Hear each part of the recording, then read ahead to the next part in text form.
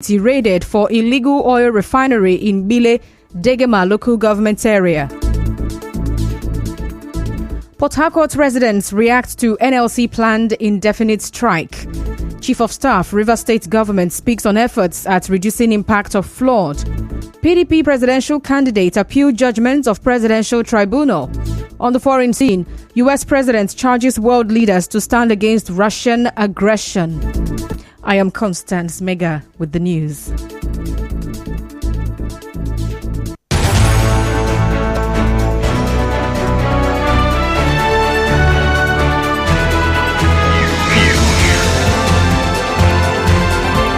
This is the news on 92.3 Nigeria Info.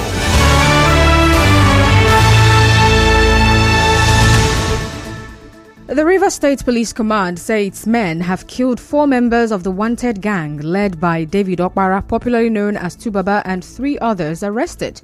Where Tubaba is the leader of the cult group that allegedly killed the DPO of our order, SP Bako Angbashim. While speaking during a media briefing at the command headquarters today, the State Police Commissioner Wunye Emeka said the hoodlums were killed by operatives of the command during a raid in their camp in Odiemude community in Aoda East local government area. David Okpara, aka Tubaba, who led his notorious gang to brutally murder SP Bako and Bashim, were in their hideout in Odumude Forest. Following the information, a combined team of command tactical operatives and area command Ahuda stormed the forest in the effort to arrest the notorious hoodlums and possibly recover the corpse of the late officer. Immediately engaged operatives on fierce gun battle. The 4 notorious suspected criminals who sustained serious injuries were rushed to UPTH for medical attention but were confirmed dead by the doctor on duty. Well, CP Emeka also said that operatives of the command arrested 3 suspects, 1 Super, George, and Isaac, for allegedly killing and harvesting the organs of 1 Progress Yogo in Obarani community, Abuodua local government area. He said the suspects have been transferred to the State Criminal Investigation Department, Port Harcourt, for investigation. Well, the Commissioner of Police also said operatives of the command last Sunday arrested 2 male suspected armed robbers, Chiwike Irona and Michael Ibe, at Iguruta community in Ikwere local government area. My striking force, CP Striking Force of Rivers State Police Command, on 17th of September 2023 at about 16:00 hours, acting on credible information, arrested 2 male, namely Chibike Iraha and Michael Ibe, in a black Toyota Camry at Igruta in Ikwere local government area of Rivers State. In this process, they also recovered 3 locally made revolver pistols, 4 live ammunition cartridges, and a substance suspected to be cocaine. Well, CP Emeka also disclosed that operatives of the command arrested 1 Thangod Barine as he was trying to rob a resident of Kira community in Tai local government area. Operatives of the command on Sunday, 17th of September 2023, arrested 1 Thangod Barane, age 30, while trying to rob 1 Sam Saturday, male, in his house at Deyo Kira community of Tai local government area of the state. 1 locally made gun was recovered from him, while the suspect and exhibits are in police custody as investigation is ongoing to arrest other members of the gang that are on flee. 3. Well, the police commissioner also said men of the anti-cultism unit arrested a suspected cultist identified as Siga as he was about to sell an AK-47 rifle at Bidere community in Gokana local government area. On 13th September 2023 at about 13:45 hours, based on information received, a notorious cultist that is about to sell an AK-47 rifle, a team of operatives from the anti-cultism unit immediately moved to Bidere community in Gokana local government area of Rivers State, where 1 Bariziga Bone male was arrested with 1 AK-47 rifle, breech number 32096 without magazine. The suspect and exhibits are in police custody for more discreet investigation. Well, correspondent Emeko Tuka reports that the Commissioner of Police, Wunye Emeka, also paraded 7 police officers for allegedly extorting money from a blogger in Port Harcourt. He said an investigation is ongoing to ensure that justice is served. Standing here, our policemen alleged by one TikToker recently that went viral of the activities of policemen that were unprofessional in their conduct. And to prove to you, like I've always said, that crime and criminality knows no bound. Whether you are a civilian or you are a policeman, if you do the crime, you will do the sanction. To that effect, investigation is ongoing on the allegation against them. We are not ready to cover anybody.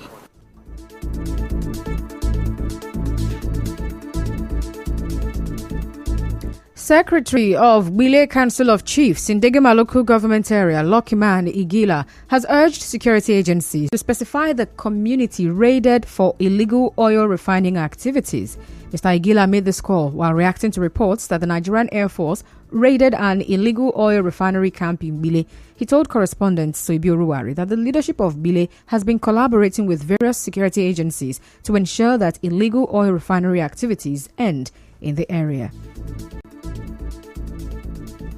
29 Tactical Medicine Battalion is headquartered in Bile. We have the Tantita Security Services that is saddled with the responsibility of stopping illegal bunkering in the Niger Delta. Also has a base in Bile Kingdom, for Christ's sake. We are working hand in glove with security agencies, but whenever these Air Force people come and they destroy camps, they shoot, at the end of the day, instead of pinpointing the exact place that these things took place, they'll just go on air and they'll say near Bile or they'll say in Bile. This is not fair. But still in Bile, a stakeholder, Watson Sanikpe, is calling for the construction of shore protection as a lasting solution to the repeated flooding in the area. He spoke with correspondent Soibi Oruwari. You know, we are in the sea. We need the government to come and do shore protectors for us. We have applied, we have sent even to NTDC, even to every organization. We have done so. But unfortunately, we can do it by ourselves if the government was actually using the money meant for the community. We have not actually prepared. We have given out instructions that people should always make sure that they take care of their places, their things, and their properties, impending the flood. But the government has not done anything. Even when we report, they don't do anything. So we tackle it as it comes. Well, Mr. Sanipe also spoke about the distribution of the federal government palliative in the state.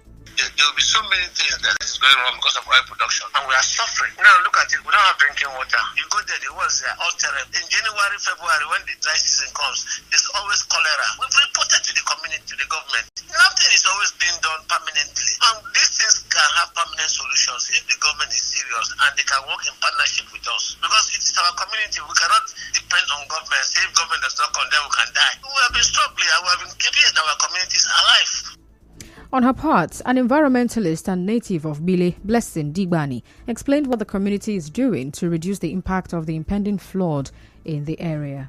Those that are locally made are not sustainable enough or strong enough to withstand severe flooding situations. People try to bring in what they have, the temporary water breaks, to ensure that the water doesn't get to the high standard. We established building high standard for local people so that those who are building new buildings will have to comply with that standard to ensure their buildings are not prone to flood situations. Meanwhile, the Chief of Staff to the Government House, Chidi Amadi, says the State Government Flood Committee has set up a platform involving all local government areas prone to flooding to allow for easy communication.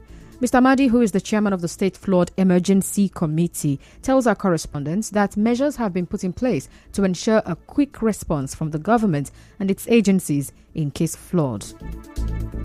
In other news now, the chairman of the Palliative Committee in Ahoda West local government area, Eniton Iyala, says 60 bags of rice have been distributed to each of the 50 wards in the council. Mr. Iyala told our correspondents that the council received 600 bags from the State Palliative Committee, and he says different groups are represented in the committee to ensure transparency. The 12 wards has come and we have distributed 50 bags per ward. We calculated by 12 wards, 600. And then the chiefs, they are all present here. The community leaders, women leaders, youth leaders, representatives, and all that. In fact, that's why I asked you to be at Akinema so that you see the excitement on their face. Everything is done equitably. We are still on ground to ensure proper distribution. Yes, they are observers. They are here to civil organizations, NGOs, and all that. They are all here. They are all officially represented. Mr. Iyala also spoke on how they will ensure that the palliatives get to the poor in the various communities. Now, each community is represented by 5 recognized bodies, like especially traditional rulers, the family heads, and then from the council, we now appointed members of our committee to serve as supervisors to ensure it gets down there. They will definitely send reports to the supervisors, who in turn will bring down to council. They are all, in fact, they are all doing what they need to do. Everybody, we don't just give them bags of rice and then they go. No, there are people assigned to them. The documents are always with. From time to time, we'll be calling. Like after, if they have any special day they want to share to the people that need these things, I will need to go there by myself to see. Well, as you may know, the Rivers State government has set up a committee to share the 16,1800 bags of rice it received from the Nigeria Governors Forum. Away from that, some residents of Rumosi and Rumekini axis, where the proposed Port Harcourt Ring Road project will cut across, have expressed worries following the presence of a team from the construction company handling the project. In an interview with our correspondent, some of them spoke about how the construction and demolition exercise will affect their lives and properties. Now, they called on the government to not only focus on the Ring Road project, but also see to the construction of some internal roads in the area. I'm living with someone. The someone is paying the house, not me. I don't have money to pay for house, live on my own. So I join with person. So now they will scatter this house that we live. Nowhere to me to go and live. I don't get money to pay house for now. I don't know what to do. It's very bad. Me, I like they want to do it because put up the day. Me, I like them. From what we are seeing now, some landlords will turn to tenants. And people that have been doing little business here and there, they have nothing to do. Everybody, maybe they have to look for other alternative. From there, maybe some of them will go home. Strokes and the rest of them, we don't really know. There's nothing we can do about it. Since they said they have come, if they should look at the other link road that can be walked on, when they look at this Yam Zone Road, other Rumosi Chief Road, there are other internal roads that they can walk. Well, earlier, one of the surveyors who spoke anonymously to our correspondents said they were there to mark the areas for the Port Harcourt Ring Road project. Our correspondents observed that there was traffic congestion in the area as commuters scrambled to get across the Rumosi junction. Now, some Port Harcourt residents want the federal government to meet the demands of labor unions in the country to avert a looming strike. But this follows the deadline the NLC gave the federal government until Friday to meet its demands or face a national strike by workers. Well, residents who spoke to our correspondents urged Labour and the federal government to reach an agreement, while some others doubt NLC's capacity to successfully hold a nationwide strike. What NLC is doing, I don't know if they are really sincere about it. We have not come to terms with any positive thing. What we hear is they are negotiating. We are warning them for strike. TUC is not part of it. How can the two are not in agreement? They have been saying strikes, this warning strike and all that. The last 2 days they used for warning strike. What was the outcome? I beg my federal government look into their matter. Make the both sides listen to each other. Now one hand they wash one hand. One hand no go just they play because it go affect us. It was during the time of Oshimole, we know that there is NLC. But for now, we don't think there is NLC because there is no any action. They are just pronouncing, we'll go on strike, we'll go on strike, we'll go on strike. No meaning. Let them do it, let's see. Because what we are facing. Well, yesterday, the meeting between the federal government and the NLC to avert a looming strike ended without a concrete resolution. And this came as the government pleaded for more time to address the grievances of the labour movement.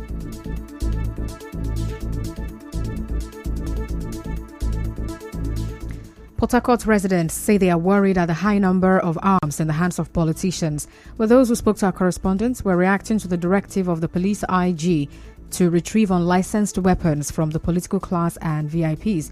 Well, some of them accused some individuals and politicians of arming criminal gangs with guns for their personal gains. He's armed so that if there is attack from any area, he will be able to fire back. Otherwise, they will shoot him. Even when they have the gun armed with them, they are being shot, dispossessed of their arms and all that. So if the arms are not there at all, how do you think it will be? It will be disastrous. When Nigeria government want to retrieve gun from the streets, they have to do it completely. But if they know they can't do it and they want to leave some people to have gun, why some people don't? Just protecting themselves with that gun, whether license or no license. So the best thing is just leave it. Still to come, PDP presidential candidates appeal judgment of presidential tribunal. Stay tuned. The Department of Private and Property Law, Rivers State University, cordially invites relevant stakeholders to its first conference titled Colloquium on Private and Property Law Development in Nigeria.